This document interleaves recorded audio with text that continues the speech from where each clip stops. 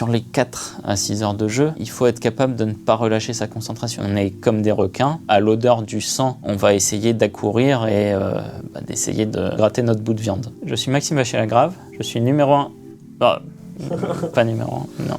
Bientôt. Bonjour Combini, je suis Maxime Vachier-Lagrave et je suis numéro 5 mondial d'échecs.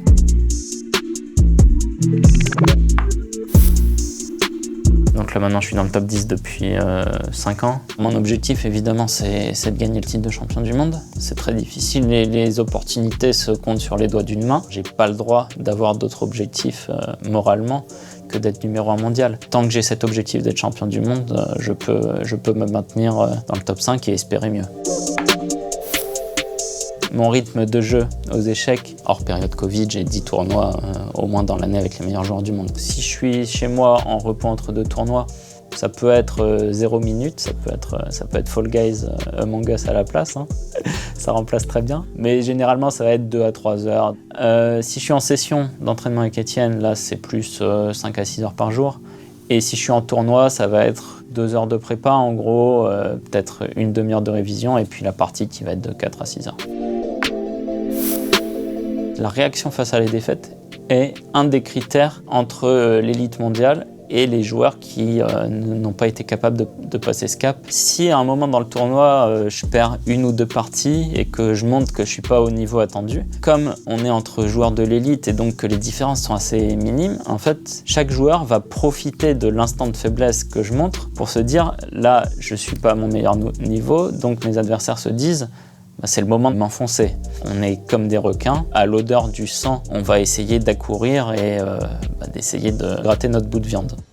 And he's played C4. And he played. Wow.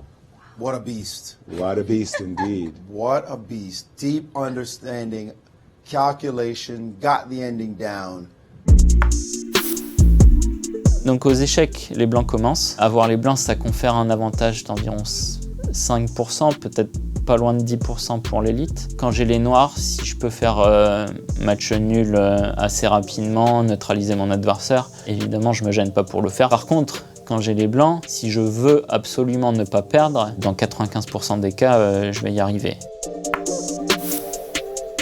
Sur les 4 à 6 heures de jeu, et c'est là une des grosses difficultés pour évidemment faire partie de l'élite mondiale, il faut être capable de ne pas relâcher sa concentration. Et ça peut être des petites erreurs bêtes, en fait, je calcule une variante de 10 coups et puis je fais une erreur au deuxième coup de la variante, et il a un coup gagnant, et terminé, je rentre chez moi. La partie la plus longue que j'ai jouée, c'était souvent contre Magnus, en fait, parce que il est très résistant, donc du coup, les 2 fois où j'ai gagné, il a résisté jusqu'au bout. Bon, c'est pas toujours le cas, hein, mais en tout cas, donc du coup, ces 2 parties-là ont duré 7 heures, c'est à peu près mon record. And he's resigned. And Maxime Vachier-Lagrave takes the lead in the Sinquefield Cup. Precisely. Yeah. Unreal. Quand on réfléchit, on n'a évidemment pas le droit de bouger les pièces, donc voilà, je reste sur ma position et je dois la faire avancer mentalement. Donc le plus souvent, je regarde l'échiquier, mais ça peut arriver justement dans ces moments d'intense réflexion que je veuille me détacher de l'échiquier pour pouvoir vraiment mieux visualiser la position dans ma tête et mieux la faire bouger.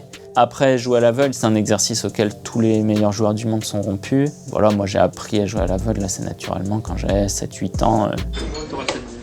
Oui. 7. Il y en a 3. Oui, 3. J'ai tenté le dernier mot.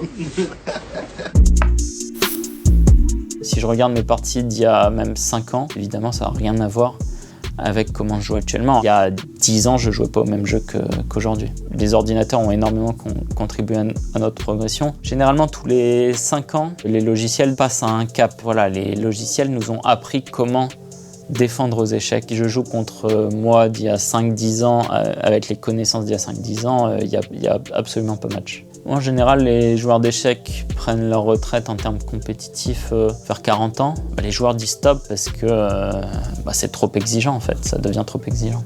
Mais c'est vrai que quand je joue la jeune génération, je me rappelle évidemment de mes années où c'était moi la jeune génération et voilà, je deviens un peu le vieux et c'est sûr que ça fait un peu bizarre.